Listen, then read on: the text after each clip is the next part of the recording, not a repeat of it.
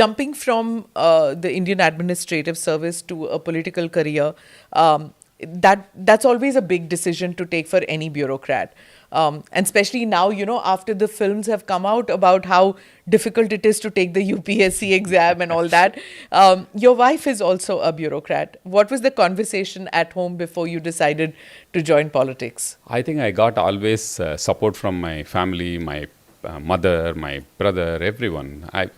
Nobody had any issue with it because they know that I have that clarity in my mind, what I want to do. So I just told everyone that I think people have so much of love and affection. I should not be bound by bureaucracy now. I should move little. I should have little more freedom. And I must confess, even though I was a bureaucrat, I was always a little bit of an activist. I had that streak in me always. Whether it is corruption, whether it is working for the people, you take, if you take my career as a whole, whether it is Dharamgad as sub-collector when I worked for the farmers, I faced threats, I faced every possible situation. But I had that great satisfaction that I could ensure minimum support price for farmers at that point of time. And I put a system in place which was adopted. Then I went to Rourkela as additional district magistrate. I was heading a agency called the Rourkela Development Agency, which was bankrupt. I had only 7 months tenure there. Retired people had invested their lifetime savings in Rourkela Development Authority, thinking that they will all get houses. 20 years they have been waiting. Many of them are dead. But Rourkela Development Authority could neither repay nor give them houses. I had 8 months time. I took it as a challenge that I'll return back all the money to them. I could do it without interest. I went all out. Closed, we all know about the Supreme Court orders on closing commercial establishments in houses, domestic houses. That happened 10 years later than when I did in 2004-05. Closed all the residential premises having commercial establishments. So in 2 months, the Rourkela Development Authority, which was bleeding, had got a 15 crore surplus. And in 5th month, we could pay back all the money to all those people, retired employees, people who have invested their lifetime cost savings. Who must have given up anyway, right? Given up all hope. And I stayed for only 8 months. I'm just giving you that examples. Little bit of activism was always there. Then I went to Mayurbhanj, the largest district of the country. One of the largest districts of the country, where you have this beautiful Simlipal. I was one of the youngest collectors there. In fact, when I joined there, one political leader came to meet me on a Sunday. So he mistook, when I met him, he asked, he smiled, and I met him in my residence office. I was wearing shorts and a t-shirt, met him. So he asked, where is your dad? I said, he is back home. Oh, when is he coming back? I couldn't get it. He may come anytime. He may come after 6 months. Then I realized that he confused my father for the collector, and I said, no, I am the collector here. Okay. So in Mayurbhanj, this is a tribal district. I realized that disabled people, because it's a very large district, differently abled people, persons with disability, or I call them a differently abled people, they were not getting certificates. For a differently able person, he has to get that. That is the passport.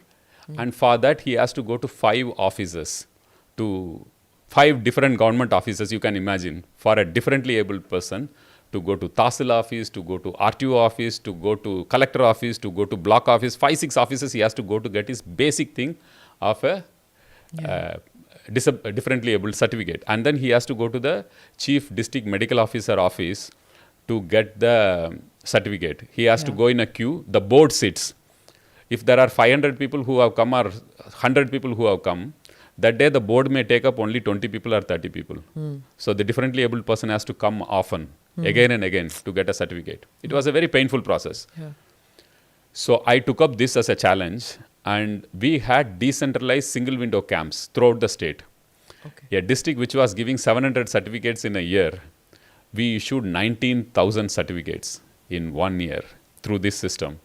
And all 100% differently able who were identified were all rehabilitated with aids, appliances, corrective surgery. And for that, Mayurbhanj district got the first best district in rehabilitation of disabled. Okay.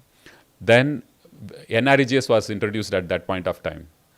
I introduced bank payment system. So I'm giving every example to show that little bit of an activist was always there.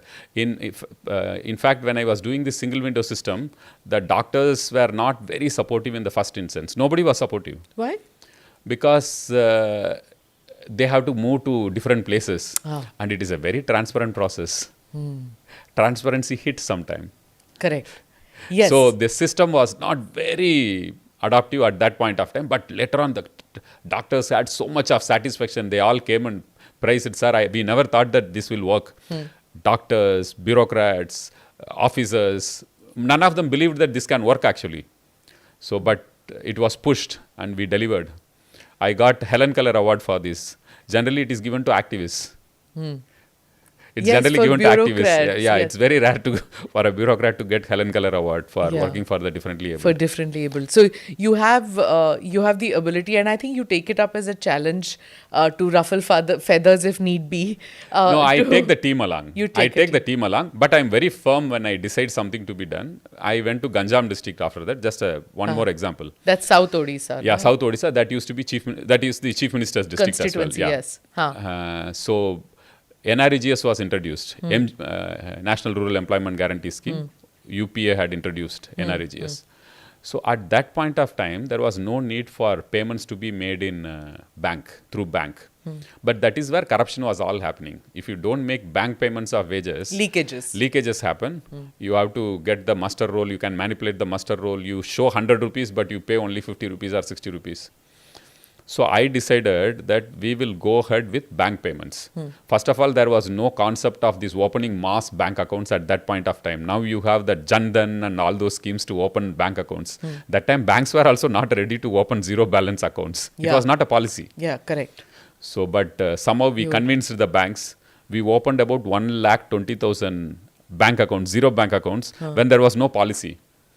Okay. And many of our people's representatives went to the chief minister and said that this boy is little theoretical. He wants to pay all the bank wages through, banks. Bank account. Which is not being done throughout the country. Why he is interested? It will boomerang on us. This was just before the 2009 elections. So they told him, why don't you convince him or why don't you counsel him and say that after elections, why don't you experiment this? Don't do this now. It's not going to help because us. pilferage helps many people, right? Or one way is that, and second is that maybe help you in the sense I want to put it in quotes. Help, if you know what I mean. Or one more way is that you don't know how it is going to roll out. It may actually anger the people to go to banks, collect money. Both are same. Both are equally true. Yeah. So you stop the pilferage. So they all went and the people's representatives went and suggested that why don't we implement this great idea after 2009 elections. So the chief minister called me and asked me, Mr. Pandian, is it practicable? Will you be able to get it done? I told, sir, my plan is to pay at least 100 crores through bank accounts to the people. You will see the impact, sir. Don't worry about political fallout. People will support. Trust me. He trusted me. Okay. And BJD, which was not getting all the seats in Ganjam, they will lose 2, 3, 1 like that. They got all the seats. People were so happy. The district and I was felicitated for being the best district in the country for NREGS. I think Mr. Manmohan Singh was the Prime Minister. He awarded. And they took me in the task force of NREGS in the central level. And one of the strong suggestions and case study which was given was from Ganjam. That if Ganjam district can pay 100 crore rupees in 6 months as wages through banks, when there was no policy to pay through banks, then they implemented in 200 districts bank payment. That's how the bank payment in NREGS started. So why I gave all these examples is there is a chief minister who appreciated all these pro-people initiatives. Yeah. And he appreciated the activist inside me as well. Yeah, because for a bureaucrat, it's almost impossible to do these kind of reformative changes without a political support, right? I think so. And in fact, many of my batchmates or many colleagues, in IAS, they have all done well whenever there is a support like this. When you have a supporting chief minister, supportive political leader who is happy to take risk for the sake of people, Yeah. then things change.